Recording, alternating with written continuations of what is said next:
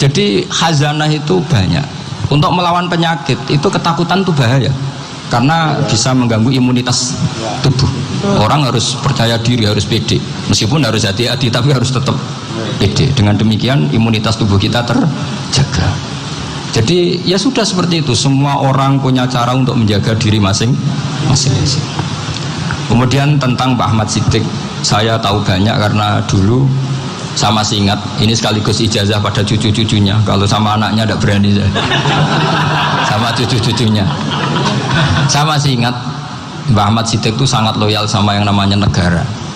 Kita tahu beliau adalah termasuk orang yang bintang ketika Muktamar Situbondo, ketika NU pertama kali nerima asas tunggal, yaitu Pancasila. Kayak apa ulama-ulama kita, ya mulai Mbah Ahmad Siddiq, Mbah Ali Maksum, Gus Dur, Mbah As'ad, semuanya lah, termasuk Mbah Mun, semuanya loyal sama negara, sehingga NU menerima asas tunggal.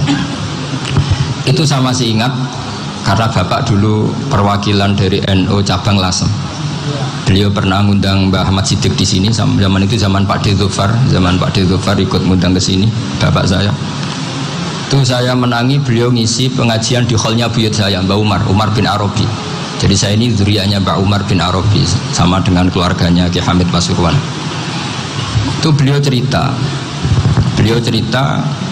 bahwa kemenangan Islam itu tidak harus kita yang menang kangelan. Kadang Allah bikin orang lain yang kangelan, kita yang ikut menang. Jadi dulu kata beliau, banyak ulama ketika kita diserang Jepang, saya masih ingat, saya karena pas itu ikut ke Lasem, karena saya santri sarang, Mbah Mun ngisi di Lasem, saya ikut di Lasem karena saya masih keluarga. Itu ulama-ulama itu mimpi dibacakan ayat khulibatir rum fi adnal ardi wa hum min ba'di ghalabihim sayaghlibun fi bid'i sinin lillahil amru min qablu wa min ba'du wa yawma idzi yafrahul mu'minun. Itu dulu itu ada pertarungan besar antara kerajaan Romawi dan kerajaan Persia. Kita tahu Romawi itu Nasrani. Saya ulang lagi, Nasrani. Nasrani itu percaya adanya Allah, adanya Tuhan, dan percaya adanya kitab samawi. Sementara musuhnya itu Persia, orang yang tidak bertuhan, tidak berdasar kitab samawi. Ketika Persia mengalahkan Romawi, itu orang Islam ikut susah, karena terus dibully sama orang-orang kafir Mekah. Orang kafir Mekah adalah orang yang tidak punya kitab samawi.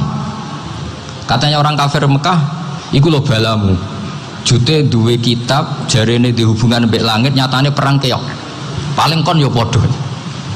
Jadi ada analogi bahwa kalahnya orang Nasrani itu dianggap simbol kekalahan orang yang bertautan atau berhubungan dengan langit. Akhirnya orang Islam susah. Saking susahnya orang Islam sampai Abu Bakar itu tanya, ya Rasulullah, lalu orang Romawi menang itu kapan? Terus ada surat turun fidit isinin, ya kira-kira 3. Abu Bakar pas itu belum alim-alim amat. Jadi ngartikan 3 itu ya 3 betul, sehingga beliau masyhur itu. Cara Jawa totoan itu kimar. Pokoknya nanti Romawi pasti menang 3 tahun lagi. Akhirnya ketika datang itu taruhannya dengan 10 unta. Datang ke Rasulullah, Nabi menjelaskan, loh ndak, bid'u itu mabena salas ilatis itu 3 sampai 9. Kamu jangan bilang 3. Ya sudah, taruhannya ditambah sampai 100 unta. Tapi pembuktiannya enggak 3 tahun, tapi nunggu 9 tahun. Sampean jangan tanya, berarti dulu pernah taruhan halal. Zaman sebelum ngaji saya, sampean sudah sering taruhan, jadi jangan nyalahkan saya. Nanti itu ada ilmunya, namanya nasah mansukh. Dan taruhannya Abu Bakar enggak kayak sampean. Taruhan yang sangat-sangat demi Islam, bukan demi hadzun nafsi. Betul. Ketika tahun ke-7 orang Islam itu menang. Gila ya, tahun 9 itu umat Islam menang. Menangnya umat Islam mengalahkan musyrik Mekah itu di Badar. Romawi mengalahkan Persia. Gara-gara Romawi mengalahkan Persia itu cara berpikir orang itu rubah. Ternyata langit itu ada, kekuatan langit itu ada. Sehingga meskipun akhirnya orang Kristen bilang ada Trinitas, terus mereka keliru dalam mengartikan Isa, tapi ada sekian nabi yang mereka sebut dan mereka hormati. Ada sekian kesamaan. Sehingga dalam Islam, saya ulang lagi, dalam Islam, andai kan disuruh milih orang komunis sama orang Nasrani, Islam tentu sama-sama kerjasama, milih sama yang Nasrani. Karena ini ahli kitab, kerjasama loh, bukan milih menjadi Nasrani. Nanti kamu salah paham, senangannya terus bully. Itu semangatnya pasti hasad ya.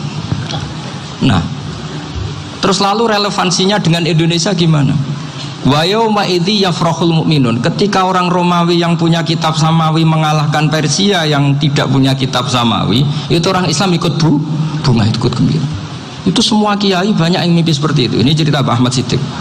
Saya dengarin itu. Ternyata betul.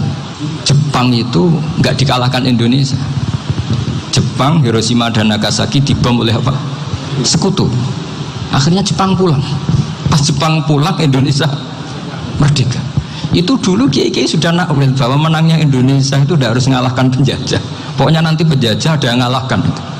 Jadi orang Islam zaman itu tidak bisa mengalahkan Persia. Yang mengalahkan itu Romawi. Tapi orang Islam ikut gembira.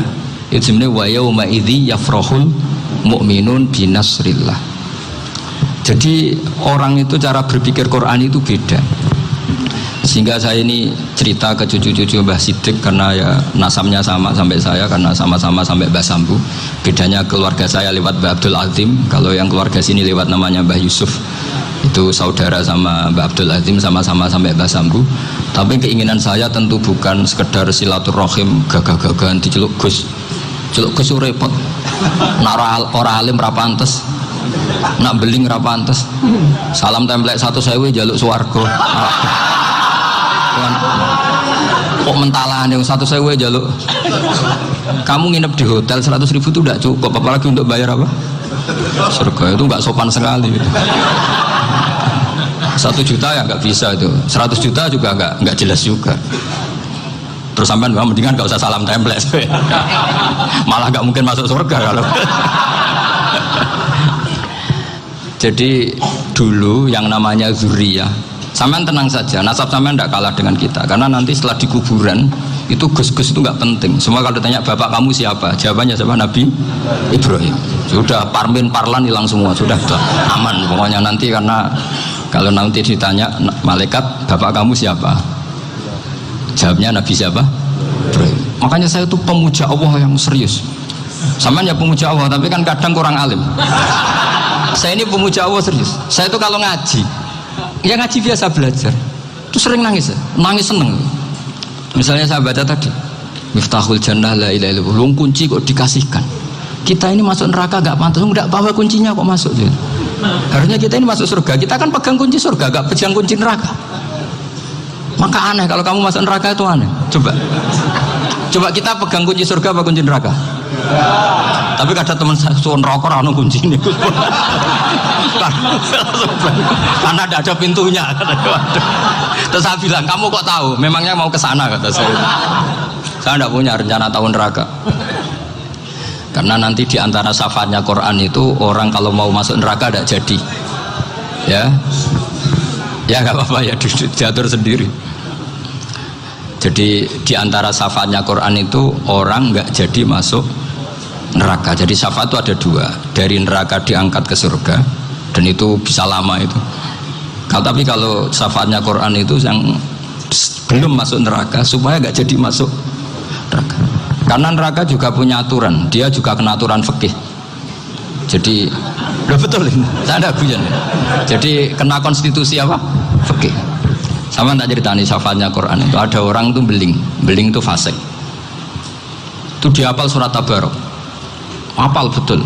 Tabarakalladzi biyadihil mulku wa huwa ala kulli syai'in qadir alladzi khalaqal mauta wal hayata.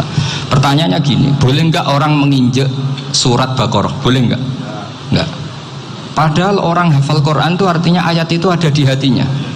Fa inna wa ta'ala la yu'adzibu qalban wa al-Qur'ana. Allah tidak akan menyiksa hati yang menyimpan Quran, yang jadi flash disknya Quran, yang jadi rekaman Quran. Singkat cerita orang ini hafal.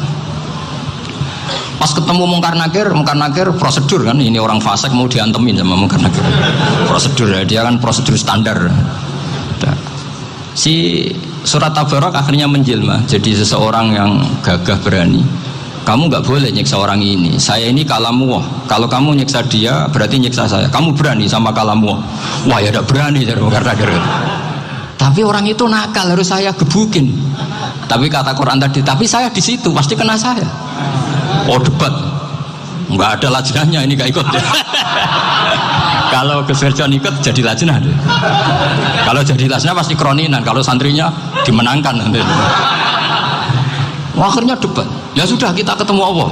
Akhirnya Mungkar Nakir sama Quran tadi surat Tabarok datang sowan sama Allah. Terus kata Allah, memangnya kenapa Mungkar Nakir? Saya harus nyiksa dia karena dia fasik ya Allah. Memangnya kenapa surat Tabarok?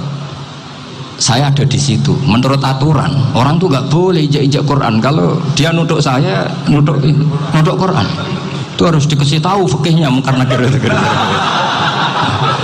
Akhirnya Allah ngendikan gini ke surat Tabarok, ya sudah terserah kamu. Kalau terserah pulau Gusti, Mungkar Nakir gak boleh nyentuh orang ini. Ya sudah selamat. Sehingga terus itu sampai baca di termasuk mujizatnya surat Tabarok di tafsir Ibnu Katsir banyak. Karena tadi logikanya malaikat itu juga kena aturan fikih. Sehingga banyak ulama termasuk Said Muhammad ngendikan pertanyaan Mungkar Nakir itu tidak semua orang kena. Kalau semua orang kena, nanti kalau tanya Nabi Muhammad, waman nabiyuka? Acuh kan jamnya. Nabi kamu siapa? Saya ini Nabi. Ya kan? Lah nanti kalau pas ketemu Nabi Ibrahim, waman abuka? Jadi repot kan? Makanya ada kiai yang guyon kalau ditanya, marab buka? Saya ini guru tauhid sembrono. Saya ini ngajar Ummul Barohin, kamu tanya marab buka?